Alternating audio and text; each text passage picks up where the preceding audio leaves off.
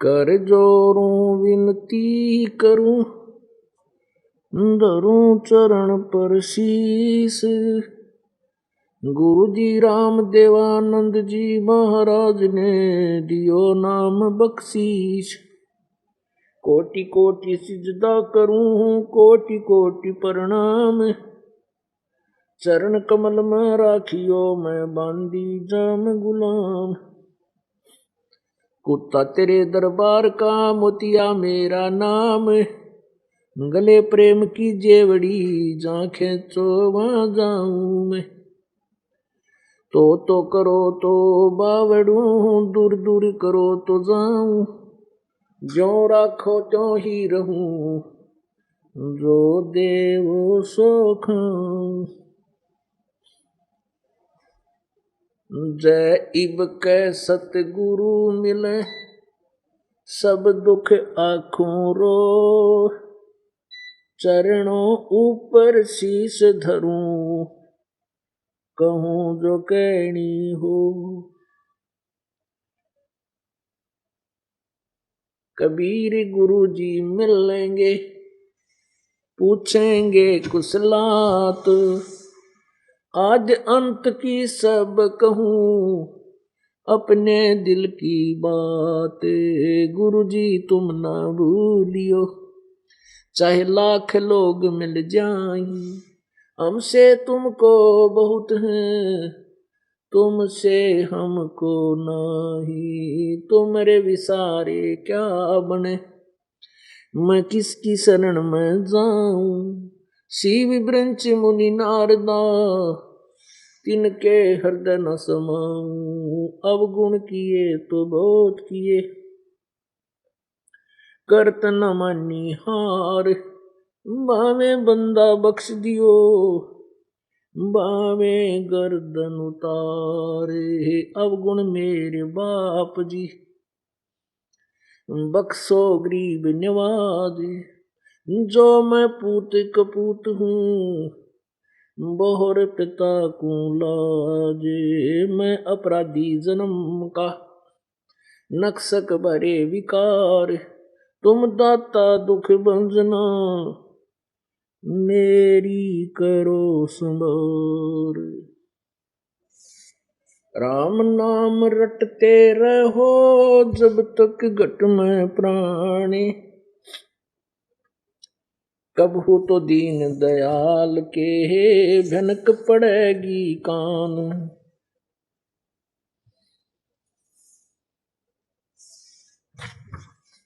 परमपिता परमात्मा सारी सृष्टि के रचनहार कुल मालिक कबीर परमेश्वर कबीर देव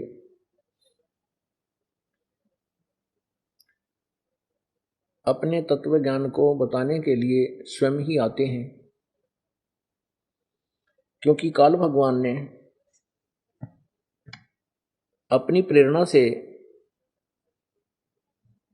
झूठे संत और गुरु बनाकर उनके द्वारा पूर्ण रूप से मानव समाज के अंदर अज्ञान फैला दिया गया होता है।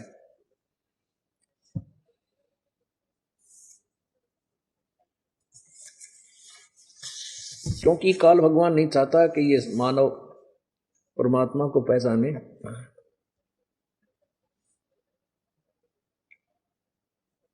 और ये कल्याण करवा के यहां से निकल ना जाए, तेरे जाल से बाहर ना हो जाए। परमेश्वर स्वयं आते हैं क्योंकि वो काल से प्रबल शक्ति है, और उस परमात्मा के आने के बाद इस काल का कोई भी जाल नहीं चलता। किसी भी प्रकार की इसकी कोई बाधा परमात्मा के मार्ग में नहीं आती। और इसी कारण से वो तत्व ज्ञान कलयुग के अंदर पूरे विश्व में फैल जाता है। अब प्रश्न उठता है कि ये कलयुग में ही ये तत्व ज्ञान क्यों प्रचार हुआ, पहले क्यों नहीं हुआ। इसके विषय में बहुत लंबी चौड़ी कहानी बनती है।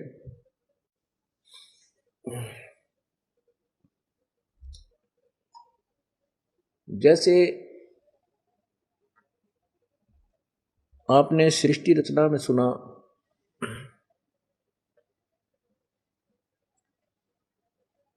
कि कभी पूर्ण परमात्मा के वचन से,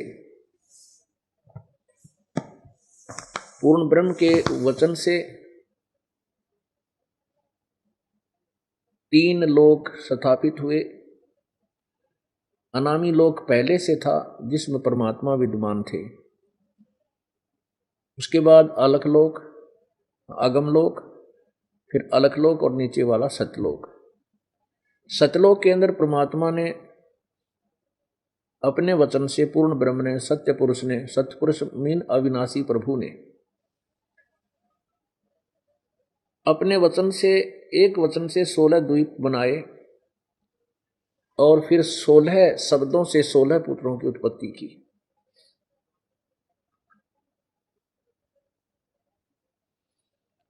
और प्रत्येक पुत्र को एक एक द्वीप में रहने की आज्ञा दे दी। उसके बाद परमेश्वर ने अपने पुत्र अचिंत से कहा कि आप शेष रचना करो। अचिंत ने अपनी वचन शक्ति से अक्षर पुरुष की उत्पत्ति की। अक्षर पुरुष जिसको परब्रह्म भी कहते हैं। और उससे कहा कि तू मेरा सहयोग देना सृष्टि रचना में। उस सतलोक के अंदर परमात्मा ने एक मानसरोवर की भी रचना की। मानसरोवर एक बहुत बड़ा तालाब है जिसमें अमृत भरा हुआ है।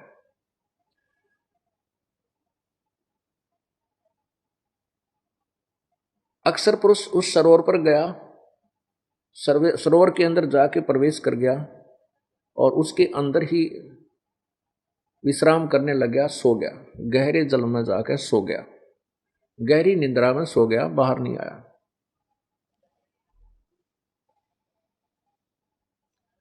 पुण्यात्माओं, आध्यात्मिक ज्ञान से अपरिचित होने के कारण हमारे मन में बहुत ढेर सारी शंकाएं आती हैं।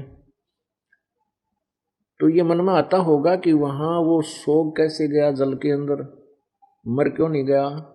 क्योंकि सतलोक के अंदर हमारा शरीर श्वासों से नहीं है। उसके लिए विचार करें, जैसे बच्चा मां के गर्भ में रहता है 9 महीने, वहां बगैर श्वास के होता है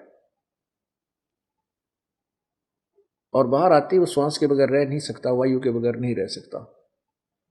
ऐसी स्थिति जानो कि परमात्मा ने वहां जो हमारा शरीर बनाया है उसमें श्वास की आवश्यकता नहीं है, वो बगैर श्वास के।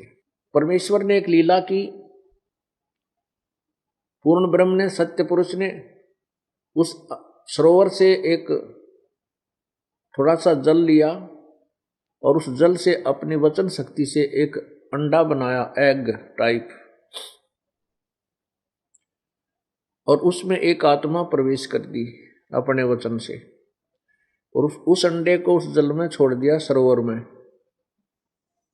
वो सरोवर के अंदर, जल के अंदर वो अंडा गड़गड़ करता हुआ गया।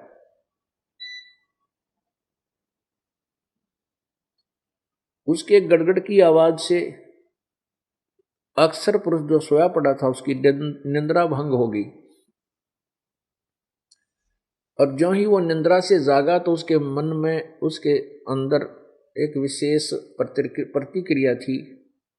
जैसे किसी को निंद्रा से कोई जगा दे तो उसमें थोड़ा सा क्रोध सा होता है, दुख सा होता है, कोप होता है।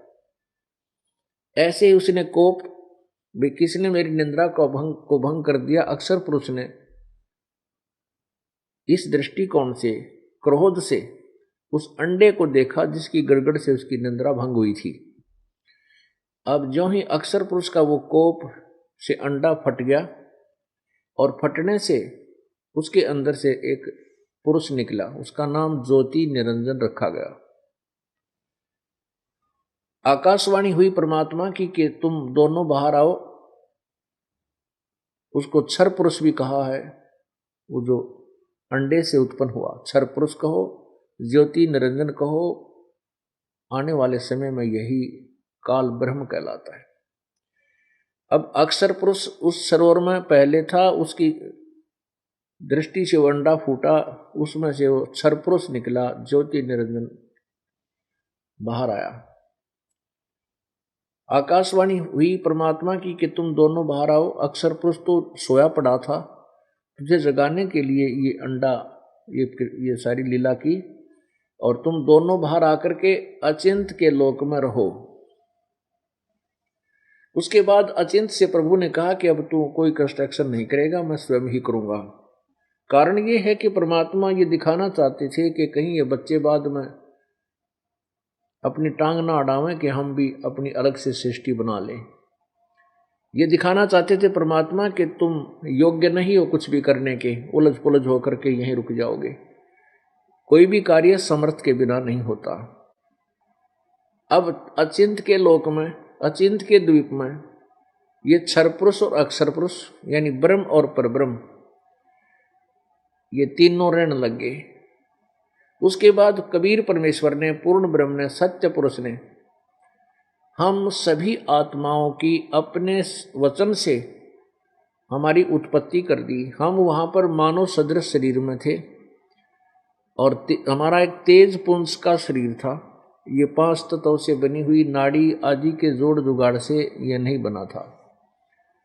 हम वहां रहने लगे, वहां कोई दुख नहीं था। वो कितना सुखदाई स्थल है। शंखों लहर मेहर की उपजे कहर नहीं जा कोई, दास गरीब अचल अविनाशी सुख का सागर सोई। हम उस सुख सागर में, सतलोक में रहा करते थे। वहां कोई कष्ट नहीं था, कोई दुख नहीं था, कोई पीड़ा नहीं, कोई बीमारी नहीं, कोई टेंशन नहीं, केवल सुख ही सुख। सुख सागर माने समुद्र में, सागर के अंदर जैसे देखा जल ही जल, जल ही जल होता है, वह दूसरी वस्तु दिखाई नहीं देती। इसी प्रकार सतलोक के अंदर सुख ही सुख, सुख ही सुख, दुख नाम की चीज नहीं। हम वहां रहा करते। आपको ये दास अब सृष्टि रचना सुना रहा है जो परमात्मा ने यहां आकर बताई थी। उस परमेश्वर द्वारा बताई गई सृष्टि रचना को ये दास अपने शब्दों में, उन्हीं के द्वारा दिए ज्ञान को आपको बता रहा है। कुछ समय के उपरांत इस ज्योति निरंजन जो क्षर पुरुष अंडे से निकला था, परमात्मा की सबद शक्ति से वो अंडा बना था, उसी का पुत्र कहलाया ज्योति निरंजन। उसके अंदर एक अच्छी सोच उपजी कि हमारे सब भाई 16 के 16 15 अलग अलग द्वीप में रह रहे हैं और हम एक द्वीप में 3 घुसेड़ रखे हैं। तो उसको पता चला भी ये कैसे अलग से शासन मिले। उसको पता चला कि तप से मिलेगा, तप से राज्य मिलता है। ज्योति निरंजन ने एक पैर पे खड़ा होकर 70 युग तक तप किया। जब उसने 70 युग तक तप किया कर लिया, तब परमेश्वर ने उससे पूछा कि ज्योति निरंजन तू क्या चाहता है, बोल, मांग ले जो मांगना तूने। उस ज्योति निरंजन अर्थात काल ने कहा कि प्रभु मुझे ये स्थान कम है, मुझे और स्थान अलग से दे दो। परमेश्वर ने उस क्षर पुरुष अर्थात काल ब्रह्म को 21 ब्रह्मांड दे दिए उसके 70 युग के तप के प्रतिफल में। और हम इसके जाल में कैसे फंसे।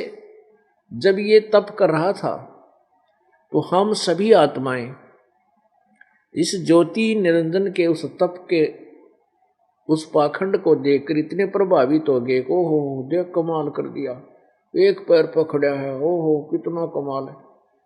हम उसके जाल में न्यों फंस गए। परमात्मा हमें आकाशवाणी से सावधान करते रहे कि बच्चों तुम इस नादान की नादानी को मत देखो, तुम अपने मस्त रहो। हम ऊपर से तो सावधान हो गए, लेकिन अंदर से उसकी तरफ हमने एक विशेष कसक बना ली।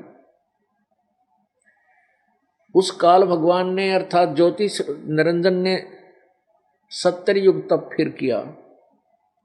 तब परमेश्वर ने पूछा भी और क्या चाहता है, तूने जो मांगे थे 21 ब्रह्मांड मैंने तेरे को दे दिए जो तेरे 70 युग के तप के बदले में थे। जैसे एक साहूकार पिता अपने पुत्र को 21 प्लाट दे दे खाली, कंस्ट्रक्शन ना हो, ऐसे ब्रह्मांड दे दिए। तो ज्योति निरंजन ने कहा कि परमात्मा मैं इसमें इन ब्रह्मांडों में कुछ कंस्ट्रक्शन करना चाहता हूँ, कुछ रचना करना चाहता हूँ, मुझे कुछ सामग्री दे दो। तब परमात्मा ने इसको 5 तत्व और 3 गुण दे दिए और कहा ले बेटा खेल खिलौना। तो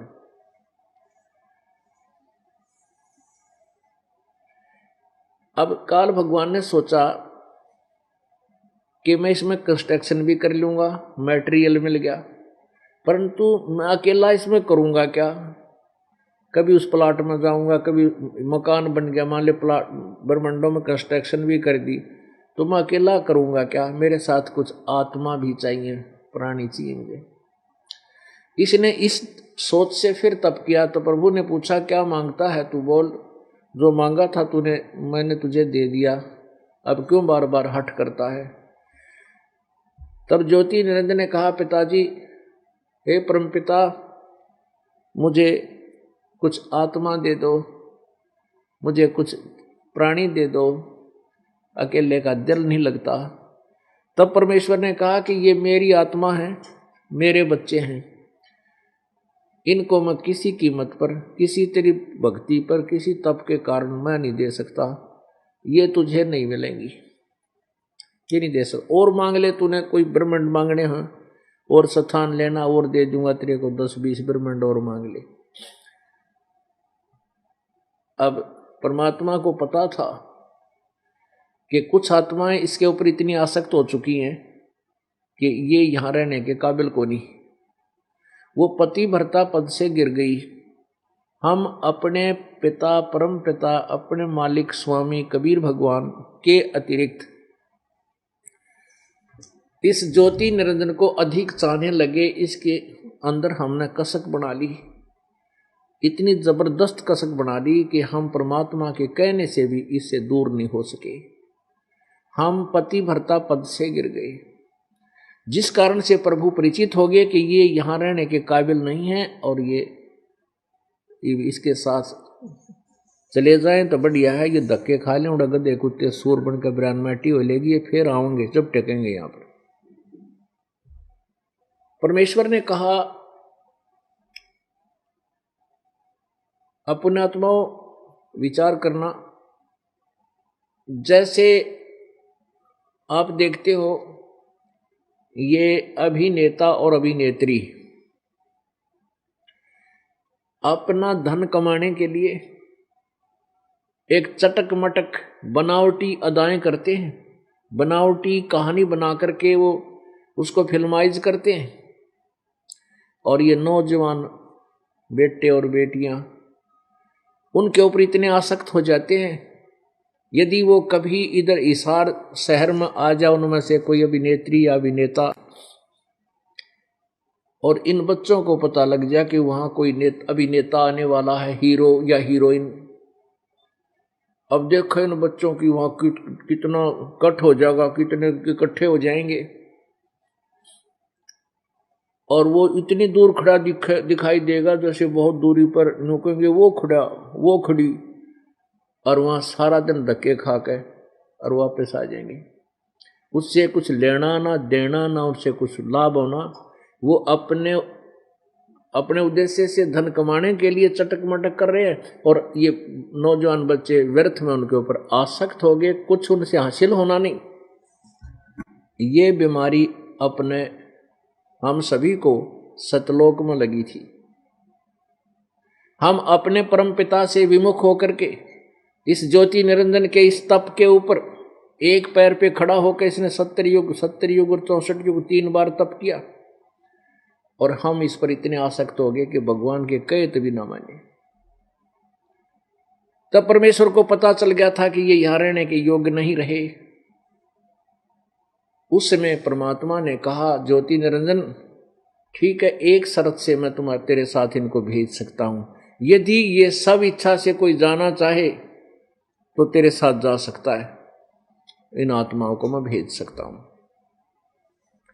ज्योति निरंजन ने कहा ठीक पिताजी, मैं पता कर लेता हूं। अब ज्योति निरंजन हमारे पास आया, आप जी के पास आया।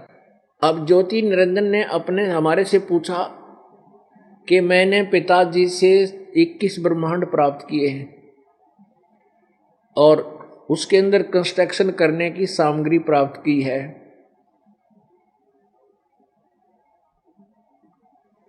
क्या तुम मेरे साथ चलोगे? वहां पर ऐसे बनाऊंगा, वहां पर ऐसे बनाऊंगा, स्वर्ग बनाऊंगा, महास्वर्ग बनाऊंगा, ऐसे ऐसे सुंदर वहां फल बने होंगे, आप मेरे साथ चलोगे? हम सभी पहले से उसके ऊपर आसक्त थे। हम सभी ने एक सुर में कहा, एक स्वर में कहा कि हम आपके साथ चलने को तैयार हैं, यदि पिताजी आज्ञा दे दें तो। यदि पिताजी आज्ञा दे देंगे तो हम तेरे साथ चलने को तैयार हैं। तब ज्योति निरंजन ने परमात्मा से कहा कि कुछ आत्माएं मेरे साथ जाने में सहमत है, आपकी अनुमति चाहते हैं। परमेश्वर ने कहा मेरे सामने हाँ बरवा दे, मेरे सामने वो अनुमति दे देंगे, उनको मैं तेरे साथ भेज दूंगा।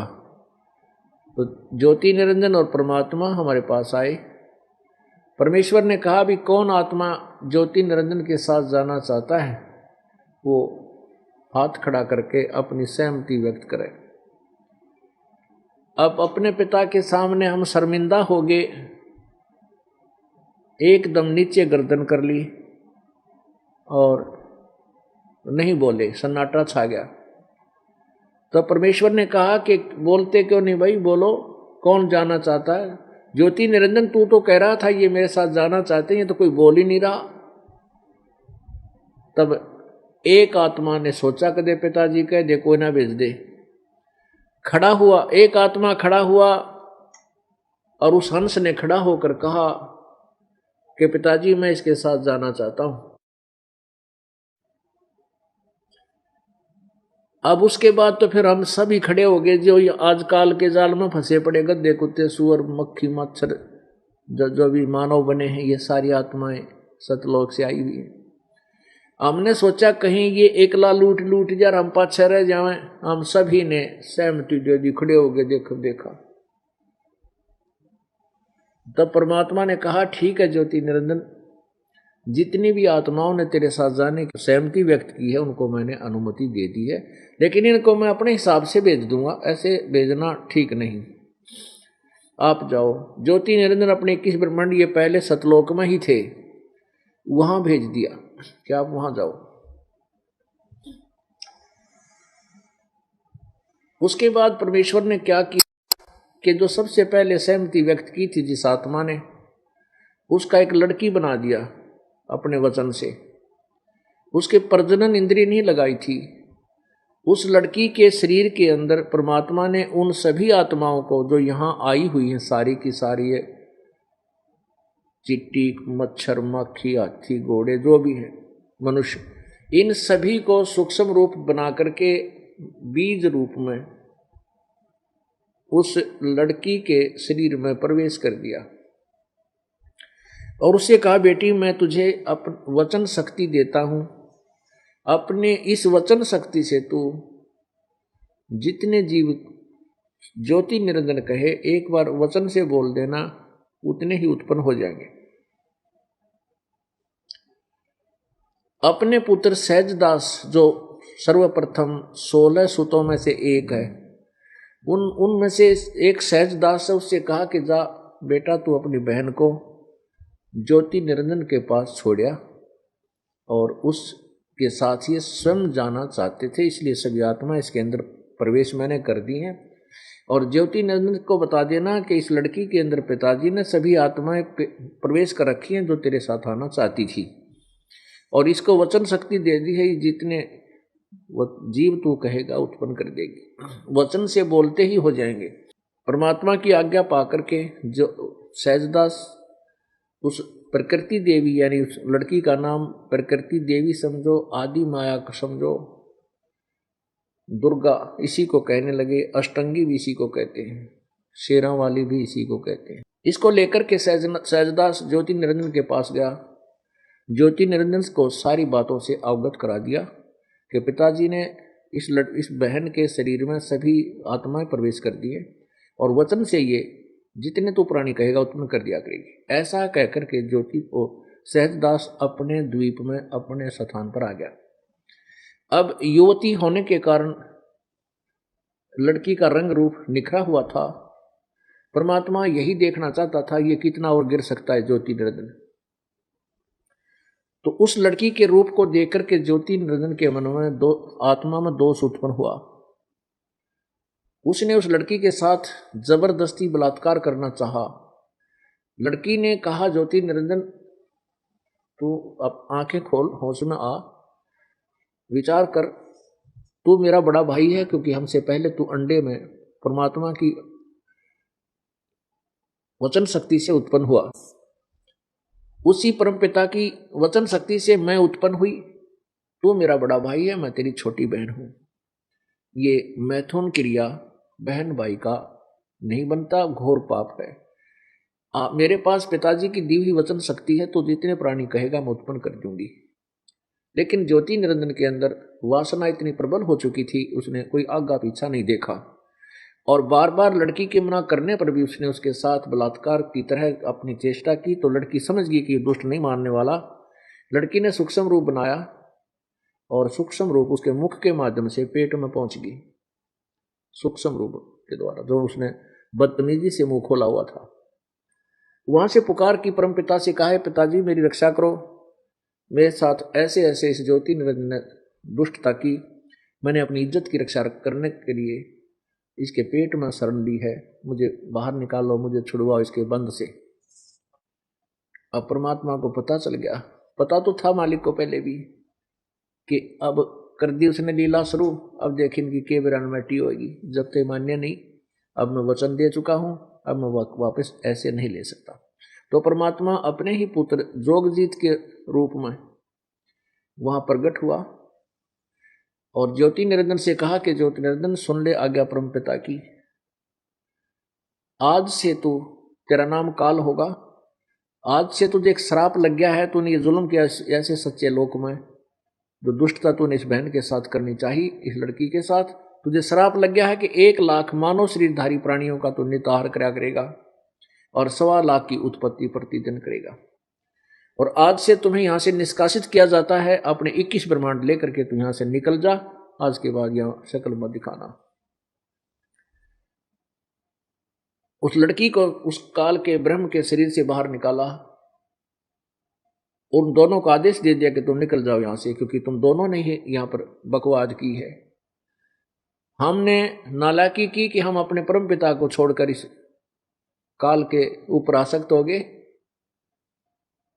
ये हमारी पहले से गिरावट में नीति है और जिसके कारण हम यहाँ महाकष्ट उठा रहे हैं। तो 21 ब्रह्मांड सहित ज्योति निरंजन और दुर्गा, ये काल और दुर्गा को परमात्मा ने सतलोक से निष्कासित कर दिया। वचन इतना कहते ही कि निकल जाओ यहां से और 16 शंख कोश की दूरी पर जाकर तुम्हारा ये साजबाज रुक जाएगा। इतना कहते वो विमान की तरह 21 ब्रह्मांड वहां से चल पड़े प्रभु की वचन शक्ति था और सतलोक से 16 शंख कोश की दूरी पर आकर के 21 ब्रह्मांड अपने आप चक्कर काटने लगे। अब ज्योति निरंजन ने दुर्गा के साथ फिर वही व्यवहार शुरू किया। दुर्गा ने कहा, ज्योति निरंजन तू आंखें खोल ले, ये बदतमीजी मत कर, मेरे पास पिता की दी हुई शब्द शक्ति है, मैं वचन शक्ति से जितने प्राणी तू कहेगा मैं उत्पन्न कर दूंगी। और दूसरी ये कही कि देखो, पहले तो आप मेरे बड़े भाई, क्योंकि मैं आपकी छोटी बहन हुई, क्योंकि पहले आप अंडे से उत्पन्न हुई, उसके बाद हमारी उत्पत्ति प्रभु ने की। दूसरे में तेरे पेट से बाहर आई हूं, तेरी बेटी होगी, तो ऐसा जुल्म ना कर।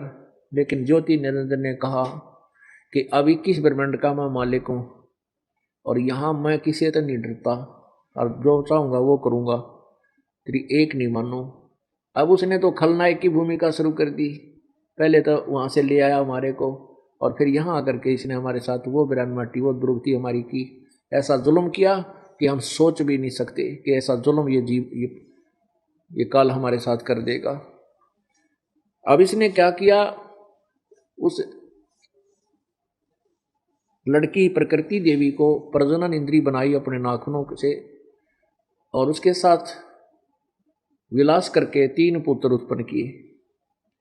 बड़े का नाम ब्रह्मा, दूसरे का नाम विष्णु, तीसरे का नाम शंकर रखा। पुण्यात्माओं, ये जो मौखिक कथा आपको सुनाई है सृष्टि रचना, ये यथार्थ है, ये सत्य है।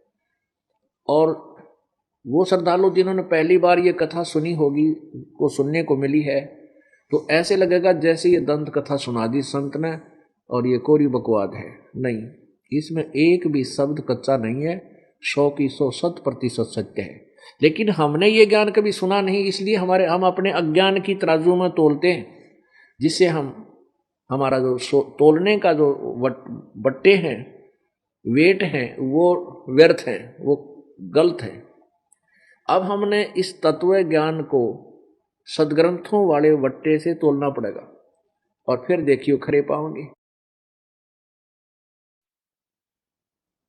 ये ज्ञान परमात्मा ने 600 वर्ष पहले सुनाया था, जब वो काशी में जुलाहे की भूमिका करने आए थे, धानक की भूमिका करने आए थे। उस समय उन्होंने तत्वदर्शी संत की भूमिका की, और उस तत्वदर्शी संत रूप में उन्होंने अपने मुखारविंद से जो वाणी, जो तत्व ज्ञान उच्चारण किया, वो लिपिबद्ध है। कबीर सागर, कबीर शब्दावली और कबीर दोहाली, कबीर साखियां आदि नाम से पुस्तकों में वो लिपिबद्ध है। उन्हीं में से ये दास आपको सुना रहा है। अब ये मौखिक सुनाया आपको। उसके बाद क्या किया कि दुर्गा ने, अब काल ने तीनों पुत्रों को जो दुर्गा के संयोग से उसने उत्पन्न किए पति पत्नी रूप में, ब्रह्मा को रजगुण युक्त उत्पन्न किया, विष्णु को सतगुण युक्त, और शंकर जी को, शिव जी को उसने तमोगुण युक्त किया। वो कैसे किया? इसने क्या किया हुआ कि प्रत्येक ब्रह्मांड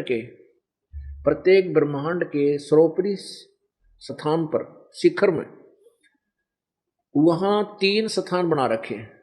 गुप्त स्थान है, वहां पर इस ब्रह्मांड का प्राणी कोई नहीं जा सकता। उसके वो जिसको चाहे वही उस स्थान को दूर से दिखा सकता है, और उसको ये भी क्लियर नहीं होने देता ये है कौन सा स्थान है, यो के सांग है। उसने क्या किया हुआ कि वहां पर 3 स्थान बना रखे हैं, एक रजोगुण प्रधान, एक रजोगुण प्रधान, एक सतोगुण प्रधान क्षेत्र, एक तमोगुण प्रधान क्षेत्र। वो कैसे? जैसे किसी मकान में 3 कमरे हों, 3 कक्ष हों, एक कक्ष में साधु संत फकीरों के चित्र लगा रखे हों, तो जब हम उस कक्ष में जाते हैं, वहां बैठते हैं, उन महापुरुषों के चित्र देखते हैं, उनके चरित्र से हम परिचित होते हैं, उनकी जीवनी से हम परिचित होते हैं, उनके स्वभाव से हम परिचित होते हैं, उनके ज्ञान को हमने सुना होता है, वो ऐसे महापुरुष थे। तो उनको देखकर हमारे मन में एकदम एक सद विचार उत्पन्न प्रारंभ हो जाते हैं, सारे अच्छे अच्छे विचार उत्पन्न होते, परमात्मा में श्रद्धा बढ़ने लग जाती है।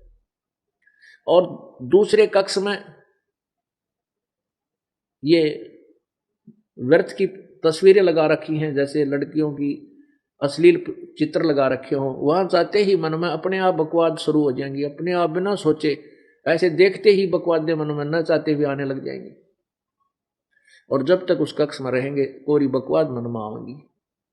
ऐसे ही तीसरा कक्ष है जिसमें देशभक्त और शहीदों के चित्र लगे हों, उसमें जाते ही अपने आप शरीर में एक अलग से प्रक्रिया हो जाएगी, खून खोलने लग जाएगा, उनके विचार सुन करके एकदम उसी प्रकार का भाव हमारा बन जाता है। ऐसे ही काल भगवान ने एक रजोगुण प्रधान क्षेत्र बना रखा है, एक सतोगुण प्रधान और एक तमोगुण प्रधान। जब रजोगुण प्रधान क्षेत्र में ये काल भगवान यानी ज्योति निरंजन और ये दुर्गा प्रकृति देवी जब वहां रहते हैं रजोगुण प्रधान क्षेत्र में, उस कमरे में, तो वहां इनका एक ऐसा स्वभाव बना रहता है, रजोगुण में रहते हैं, और उस दौरान जो पुत्र उत्पन्न होता है उसका नाम ब्रह्मा रख देते हैं, और वो लड़का रजोगुण से प्रभावित होता है, रजोगुण युक्त होता है, रजगुण ब्रह्मा बन जाता है। उसके बाद इस ब्रह्मा को अचेत कर देते हैं छोटी ही आयु में, और जैसे कोमा में रखते हैं, और इसको अपनी परवरिश जारी रखते हैं। जब ये युवा हो जाता है तो इसको कमल के फूल पर बैठाकर सचेत कर देते हैं। इसको खुद नहीं मालूम होता मैं कितना पैदा हुआ हूं, मेरा पिता कौन है, मैं कितना आ गया। ऐसे ही सतोगुण प्रधान क्षेत्र में ये दोनों रहते हैं, कौन? प्रकृति और ये काल भगवान, ब्रह्म ज्योति निरंजन, ये दुर्गा। और वहां जो पति पत्नी व्यवहार से ये पुत्र उत्पन्न करते हैं वो सतोगुण युक्त हो जाता है। उसको भी बालकपन में ही अचेत कर देते हैं, जब ये समझने योग्य होता है उसको अचेत कर देते हैं और शेषनाग की सैया पर इसको गहरी निंद्रा में डाल देते हैं। जब युवा होता है तो उसमें से वो उसको सचेत कर देते हैं। विष्णु को नहीं पता मुझे उत्पन्न करने वाला कौन है, ऐसी जालसाजी से इसने सारा साजबाज काल में अपना चला रखा है।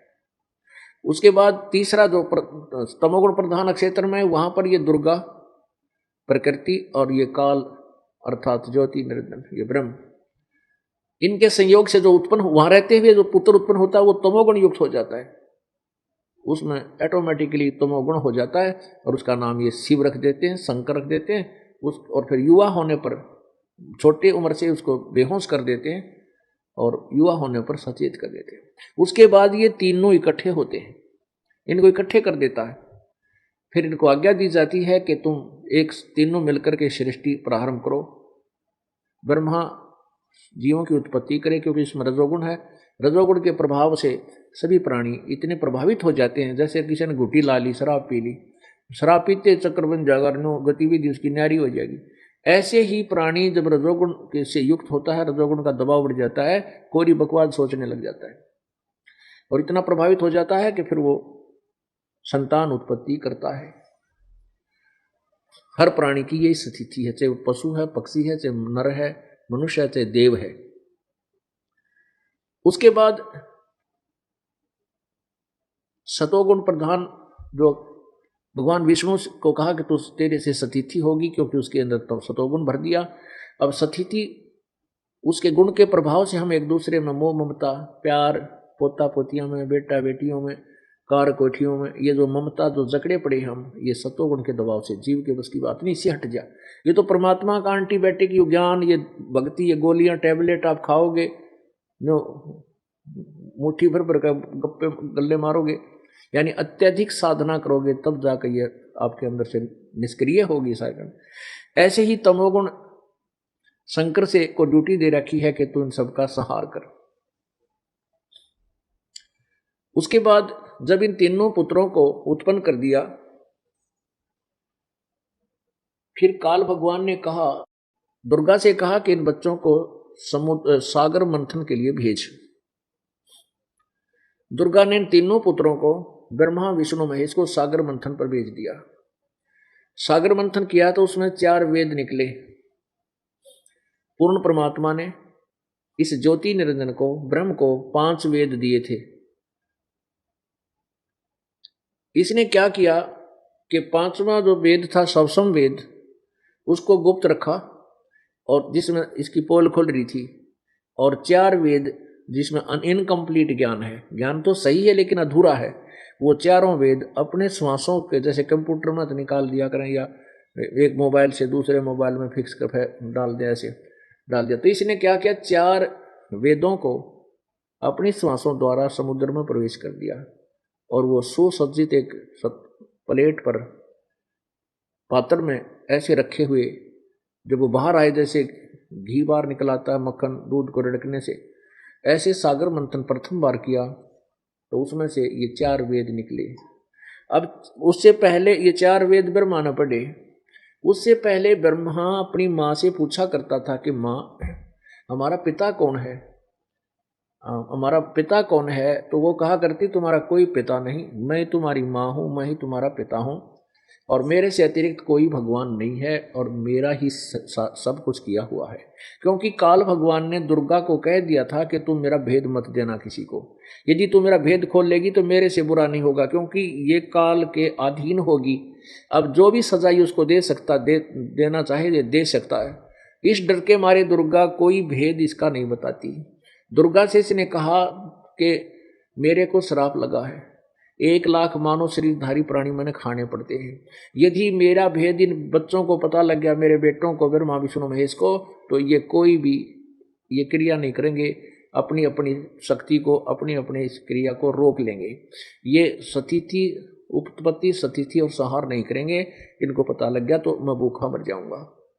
तो दुर्गा ने इसकी बात को सेकंड कर रखा है, सहमति दे रखी है कि मैं किसी नहीं बताऊंगी, वचनबद्ध कर लिया काल ने दुर्गा को। तो दुर्गा इस डर के मारे कि काल मुझे सजा दे देगा, इसलिए अपने पुत्रों को यथार्थ ज्ञान नहीं बताती। वो कहती है कोई तुम्हारा पिता नहीं, कोई और भगवान नहीं, मैं ही सब कुछ हूं, मैं ही सारी सृष्टि की रचने वाली हूं। ऐसे करके इनको रोका हुआ था, बहका रखा था।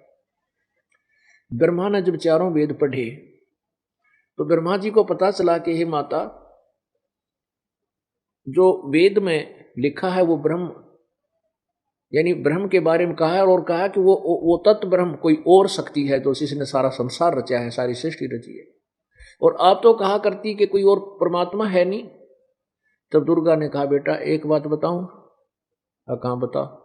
कि वो तुम्हें दर्शन नहीं देगा, उसने कसम खा रखी। काल भगवान ने दुर्गा से कहा था कि आज के बाद मैं किसी के सामने अपने यथार्थ रूप में नहीं आऊंगा, मैं अव्यक्त रहूंगा। ये मेरा अटल सिंह संविधान है, अविनाशी संविधान है। मैं कसम खाता हूं, मैं प्रतिज्ञा करता हूं कि मैं अपने वास्तविक काल रूप में किसी के समक्ष नहीं आऊंगा, ना किसी जप से, ना तप से, ना क्रिया से। अर्थात मेरी प्राप्ति कोई किसी भी साधना से नहीं कर सकता। मैं गुप्त रहूंगा, लेकिन काम सारे मैं करया करूंगा इसी 21 ब्रह्मांड में। जो भी मैंने करना है, हेरा फेरी करनी है, जो भी क्रिया करवानी है, और निमित्त तू रहेगी। अब पहले ये दुर्गा कहा करती थी कि मैं तुम्हारा कोई पिता नहीं है, मैं ही हूं। अब दुर्गा ने कहा कि बेटा, अब ब्रह्मा ने कहा कि माँ आप तो कहा करती कि कोई भगवान नहीं है, मैं ही सब कुछ रचने वाली हूं, लेकिन वेद भगवान के दिए हुए ये झूठ नहीं हो सकते। इनमें लिखा है कि वो परमात्मा सृष्टि रचनहार कोई और है। दुर्गा ने कहा बेटा सच्ची बात बताऊं? काम बता दे। कि वो तुम्हारा मालिक पिता तुम्हें दर्शन नहीं देगा तो किसी साधना कर ले, वो तुम्हें नहीं मिल सकता, उसने प्रतिज्ञा कर रखी है। अब ब्रह्मा जी कहने लगे माता जी आपकी बातों पर मुझे अविश्वास हो गए, आपकी बात पर मैं विश्वास नहीं कर सकता। पहले तो आप कहती थी कि तुम्हारा कोई भगवान नहीं, कोई और परमात्मा नहीं, मैं ही सर्व सृष्टि रचनहार हूं, मैं सारा सब मेरा ही रचा हुआ संसार है। और अब आप कह रहे हो कि वो भगवान तो है, क्योंकि वेद कह रहे हैं, अब कह रही हो दर्शन नहीं देगा। इसमें लिखा है कि मैं उसका ओम नाम का जाप करूंगा।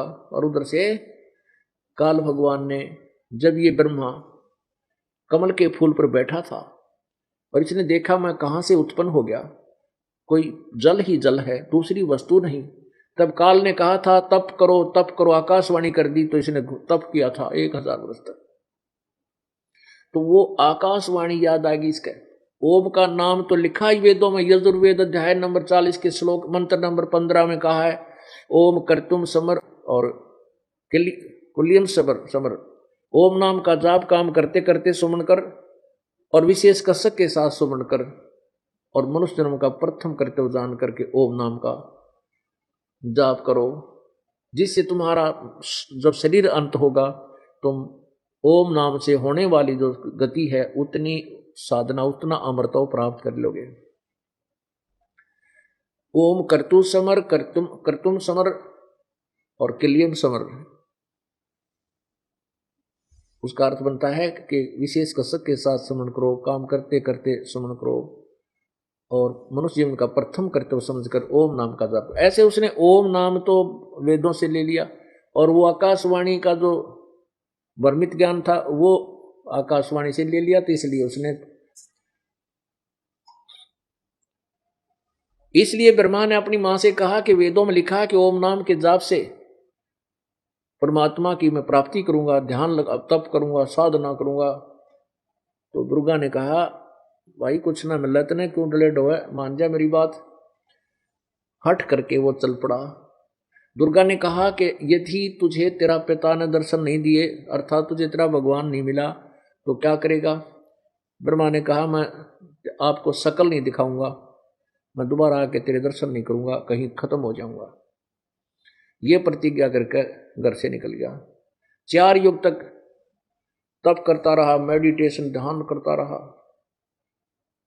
अब ओम नाम का जाप तो थोड़ी देर जाप हुआ, फिर तो मेडिटेशन जब समाधि लग जाए तो ऊपर की मेरी बकवास दिखाई देती है। तो ऐसे उसने 4 युग तक तप किया, मेडिटेशन किया किसने, ब्रह्मा ने, लेकिन कोई उपलब्धि नहीं हुई, कुछ कोई दर्शन नहीं हुए। उधर से काल ने दुर्गा से कहा कि तू सृष्टि क्यों नहीं रचवाती, इन पुत्रों से कहे कि ये अपना कार्य शुरू करें। दुर्गा ने कहा कि तेरा जेठा बेटा, तेरा ज्येष्ठ पुत्र ब्रह्मा तेरी प्राप्ति के लिए हट करके और बाहर गया हुआ है और वो समाधि लगाए बैठा है, वो अभ्यासरत है। काल ने कहा कि मैं किसी को दर्शन नहीं दूंगा, उसको वापस बुला ले और सृष्टि प्रारंभ करवा दे, ये उत्पत्ति जीवों की उत्पत्ति प्रारंभ करा दे। दुर्गा ने अपनी वचन शक्ति से एक लड़की उत्पन्न की, उसका नाम गायत्री रखा।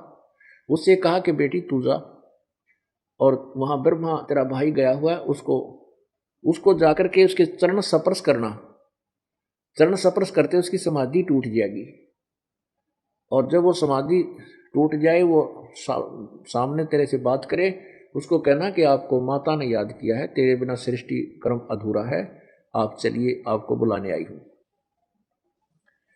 अब गायत्री ने जाते ही उसके चरण स्पर्श किए, चरण स्पर्श करते ही ब्रह्मा की समाधि खंड होगी।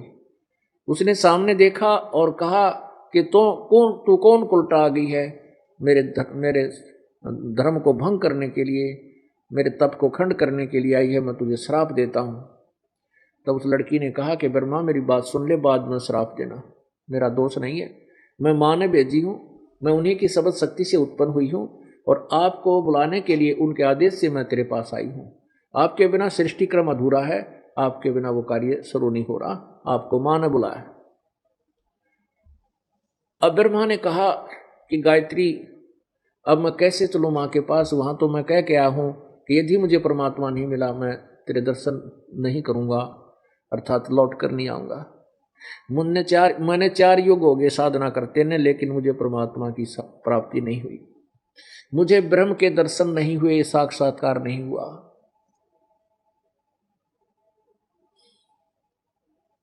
अब मैं कैसे चलूं? अब काल के मन में एक कुबुद्ध उत्पन्न हुई, कुमत। उसने कहा कि एक काम कर गायत्री, तू मेरी झूठी गवाही दे देना कि ब्रह्मा को परमात्मा के दर्शन हुए, मेरे सामने दर्शन हुए, क्योंकि वेदों में लिखा है अग्ने तनुरसी विष्णुवे तवा सोमस्य तनुरसी। यजुर्वेद अध्याय नंबर 1 के मंत्र नंबर 15 में लिखा है अग्ने तनुरसी, परमात्मा हे परमात्मा आप सशरीर हो, उस परमात्मा का शरीर है। यजुर्वेद अध्याय नंबर 5 के श्लोक नंबर 1 में लिखा है, 2 बार गवाही दी है, अग्ने तनुरसी विष्णुवे तवा सोमस्य तनुरसी। अग्नि माने उस तेजो में शरीर युक्त, तेजो में अर्थात प्रकाश में है परमात्मा का शरीर है, और उस परमात्मा उस अमर पुरुष का सबके पालन पोषण के लिए भी शरीर है। तो ये तो उसको पता था कि परमात्मा साकार है, वेद तो कह रहे थे साकार है, और उसको पता था कि साकार है तो दर्शन भी देगा, लेकिन उसने जो साधना उसने की कुछ भी उपलब्धि ना हुई। तो उसने कहा, ब्रह्मा ने कहा गायत्री से कि तू मेरी झूठी गवाही दे देना कि परमात्मा आकर के मेरे सामने ब्रह्मा को दर्शन देकर गया है। गायत्री बोली ठीक है। अब गायत्री ने सोचा कि मैं इसकी गवाही दे दूंगी और यूं फिर कभी बता देगा कि हमने झूठ बोली थी तो माता मुझे श्राप देगी। तो उसने अपने ब्लैकमेल करने के लिए क्या कहा कि तू मेरे साथ विलास कर, तब मैं तेरी गवाही दूं।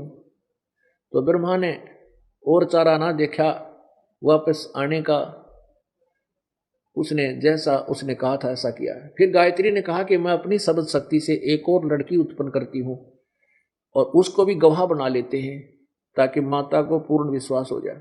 तो गायत्री ने अपनी शब्द शक्ति से एक लड़की उत्पन्न की, युवती जवान, तो उससे उसका नाम पहुपवती रखा। उससे भी दोनों ने मिलकर कहा कि आप ब्रह्मा की गवाही दे देना कि इसको परमात्मा के दर्शन हो गए। अब वही काल प्रेरणा उसके अंदर आई। उसने कहा कि मैं ऐसे झूठी गवाही ना दूं, माता मुझे श्राप दे देगी। फिर उसने भी यही शर्त रखी, ब्रह्मा ने वो भी दुष्कर्म किया। अब एक झूठ को छुपाने के लिए और उस काल इस कितने कर्म बिगड़वा दिए, कितने प्राणियों की। अब तीनों जने माता के पास आ गए। दुर्गा ने पूछा, ब्रह्मा क्या तेरे को तेरे पिता के दर्शन हो गए? ब्रह्मा ने कहा हाँ मुझे पिता के दर्शन हो गए। तो गायत्री बोली कोई गवाह बता, कोई प्रूफ दे। तो उसने कहा ये दोनों मेरी गवाह हैं, ये गायत्री के द्वारा उत्पन्न है, ये पोपवती। तो दुर्गा ने पूछा कि हाँ वे बोलो तुम, क्या ब्रह्मा सही कह रहा कि इसको पिता के दर्शन हुए, भगवान मिला? उन दोनों ने कहा कि हाँ हमारे सामने इसको परमात्मा साकार रूप में मिला, दर्शन देकर साक्षात और गया। अब दुर्गा ने तो पता था कि काल ने कसम खाई है, प्रतिज्ञा की है कि मैं किसी को भी किसी साधना से अपने स्वरूप में साकार रूप में दर्शन नहीं दूंगा, मैं अव्यक्त रहूंगा। और ये तीनों मिलकर कह रहे हैं कि हमने उसके दर्शन हो गए। तो वो अक्षुब्ध होगी, उस काल से, ब्रह्म से अक्षुब्ध होकर के दूर जा बैठी और कहने लगी कि आप बहुत झूठे हो, मेरे को तो कह रहे थे मैं किसी को दर्शन नहीं दूंगा और आपने इन बच्चों को दर्शन दे दिए, मेरी बेइज्जती करवाने के लिए, मुझे झूठी बनाने के लिए। तब ज्योति निरंजन ने आकाशवाणी की कि दुर्गा ये तीनों झूठ बोल रहे हैं, तीनों झूठ बोलते हैं, मैंने कोई दर्शन नहीं दिए, ये इनकी मन गढ़ंत कहानी है। फिर आई दुर्गा करड़ी होकर, तब उसको पता लग गया कि सचमुच ये झूठे हैं। तो आकर के कहने लगी कि तुम तीनों झूठ बोलते हो, मेरे को आकाशवाणी हुई है परमात्मा की और उसने कहा कि मैंने इनको कोई दर्शन नहीं दिए हैं, ये झूठे हैं। फिर हंसने लग गए वे, हा हा हा। तो ब्रह्मा कहने लगे माता मैं तेरे को सामने प्रतिज्ञा करके गया था कि पिता के दर्शन नहीं होंगे तो मैं शक्ल नहीं दिखाऊंगा। ये मुझे लेने के लिए गई तो मैंने इनको शर्त रखी कि मेरी झूठी गवाही दो, तो मैं चलो ना माँ के सामने कैसे अब खड़ा हूं, मुझे शर्म लगे। सारी कहानी बता दी इसने कि हमने ऐसे ऐसे, इन्होंने मेरे से ये शर्त रखी, मैंने वो दुष्कर्म भी किया। तब उसने गुस्से में आकर श्राप दे दिया ब्रह्मा के तेरी पूजा जग में नहीं होगी और तेरे अनुयायी जो इन वेदों के पढ़ नहीं होंगे, तेरे जैसे पाखंडी और झूठे होंगे, उनको ज्ञान कति नहीं होगा, दुनिया को भ्रमित किया करेंगे और दुनिया उनको महर्षि और पंडित कहा करेंगे, ब्राह्मण कहा करेंगे। इस बात को सुनकर ब्रह्मा अचेत हो गया, बेहोश होकर पड़ गया, क्या बहुत बूंदी बनी। बहुत देर के बाद सचेत हुआ, गायत्री को श्राप दे दिया कि तू कलयुग में गाय होगी और तेरे कई कई सांडपति होंगे। पौपति को श्राप दे दिया कि तू एक गंदे स्थान पर उत्पन्न होने वाली जड़ी होगी और तीनों को श्राप दे दिया। जब वो तीनों को श्राप दे चुकी और वहां से एक साइड में गई तो आकाशवाणी हुई काल की कि दुर्गा तने इनको श्राप नहीं देना था, तू कौन होती है मेरे कानून में भंग करने वाली, अब मैं तुझे श्राप देता हूं कि द्वापर युग में तू द्रौपदी, तेरा द्रौपदी अवतार होगा और तेरे 5 पति होंगे, मैं तुझे श्राप देता। अब दुर्गा ने कहा कि ज्योति निरंजन अब मैं तेरे वश होगी, अपने पैर पर आपको आड़ा मार लिया मैंने, अपने पिता को छोड़कर मैं तेरे साथ आ गई। अब तू जितना नाच नचाना चाहता है नचा ले मेरे को। बच्चा ने गलती की, मैंने इनको थोड़ा दंड भी दे दिया तो के बुरा कर दिया, आज तूने मुझे दंड दे दिया।